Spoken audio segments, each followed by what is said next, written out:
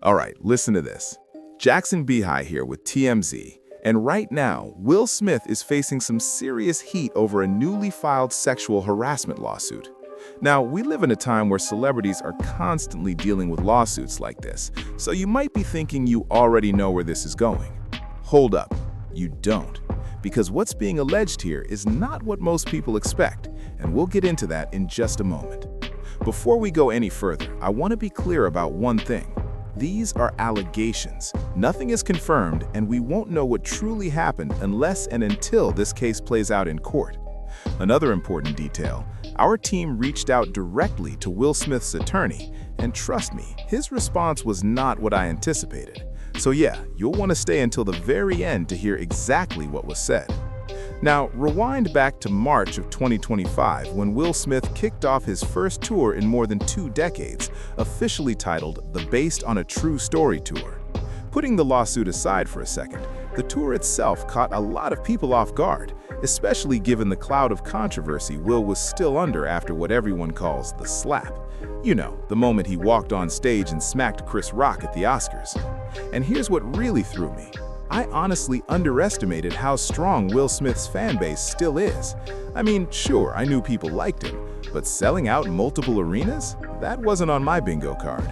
No disrespect to Will at all. I grew up on The Fresh Prince of Bel-Air, but still, girl, that surprised me. All right, I'm getting sidetracked. Let's lock back in. As part of this tour rollout, Will Smith brought on a violinist by the name of Brian King Joseph. That name might sound familiar, because Brian King Joseph has built a massive online following through his viral violin performances. Editor, go ahead and roll that clip right now.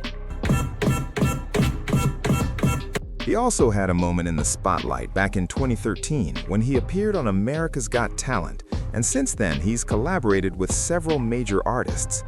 Now listen closely. According to Brian's lawsuit, he says that in November of 2024, Will Smith personally invited him to his home to talk about a potential opportunity connected to the tour. Brian claims he went to the house and performed on the violin directly for Will Smith. Apparently, Will liked what he heard because that led to Brian playing a one-time show in San Diego and then being asked to join the rest of Will Smith's tour. This year, I was hired to be a performer on a major tour with somebody who is huge in the industry. So after that, Will Smith and Brian allegedly grew much closer, with the lawsuit even claiming that at one point Will told Brian, "You and I have such a special connection that I don't have with anyone else." Hold up. Fast forward to March of 2025, the tour officially kicks off and the first stop is Las Vegas. According to the lawsuit, Brian says Will Smith's team handled all the hotel bookings and room assignments ahead of time. A little before showtime, everyone checks into the hotel, and at first glance, everything seems completely normal. But here's where things take a sharp turn. When Brian returned to his hotel room, he claims there were signs that someone had been inside. Now, there were no obvious signs of forced entry or theft, but the complaint points to one specific piece of evidence. And this is where the situation really escalates. Quoting directly from the lawsuit, Brian alleges that he found a handwritten note addressed to him by name that read, "Brian, I'll be back no later than 5:30. Just us. Drawn Heartstone, F." The complaint goes on to say that other items left behind included wipes, a beer bottle, a red backpack, a bottle of HIV medication with someone else's name on it, an earring, and hospital discharge papers belonging to a person Brian did not know. According to the lawsuit, Brian feared that an unknown individual was going to return to his room to engage in sexual acts with him. Concerned for his own safety and the safety of other performers and crew, Brian says he immediately contacted hotel security, notified representatives for the defendants, documented the scene with photos, requested a room change, and even called the local non-emergency police line. Now, a lot of people are asking the same question. Does this actually support Brian's sexual harassment claim? And on the flip side, could Will Smith's legal team argue that it doesn't hold up at all?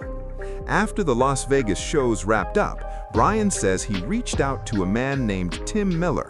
The lawsuit doesn't clarify exactly who Tim Miller is, but it strongly suggests he was someone with authority over the tour or performances.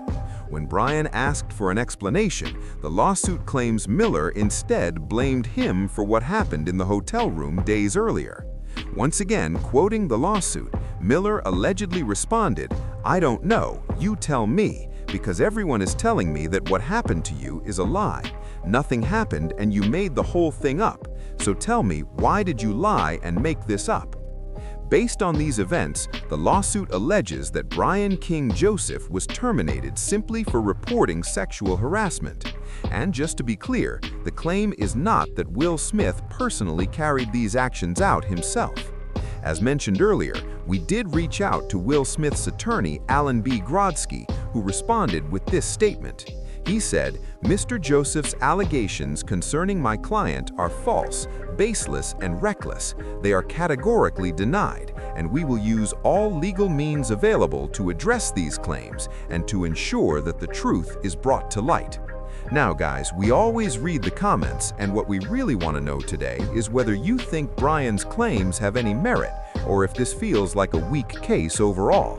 And if there's anything else you want us to look into or cover next, drop it in the comments below, because like I always say, we read every single one. My name is Jackson Buhai. Thank you so much for watching, and I'll catch you in the next one.